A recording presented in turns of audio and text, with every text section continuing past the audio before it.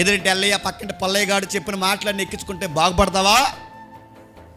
Road పోయే ప్రతి దానిగాడు ఏదో నీకు మాటలు చెప్తే బాగుపడతావా? బాగుపడుతుంది నీ కాపురం? బాగుంటుంది నీ స్నేహం? చెప్తున్నాను, ప్రతి పనికిమాల మాట మాట్లాడుకుంటే బంధాలు బడపడతాయా? బంధాలు ఇంకా నాశనం అయిపోతాయి. చెప్పండి, నాశనం అయిపోతాయి. ఒక వ్యక్తి చెప్తున్నప్పుడు వీడి స్టాండింగ్ ఏంటి, వీడి ఆత్మీయ జీవితం ఏంటి, వీడికి బైబిల్ ఎంత లోతు తెలుసు, వీడి సహవాసం ఏంటి, వీడి ప్రార్థన టైమింగ్ ఎంత, ఇవేం చూడవా?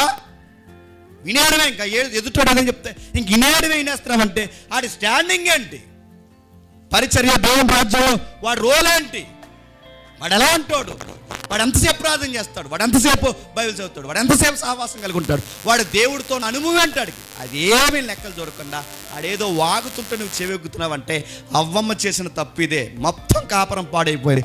పచ్చని ఏదైనా మనం అరణ్యంగా మారిపోవడానికి కారణం ఏంటో తెలుసా? కొండెము.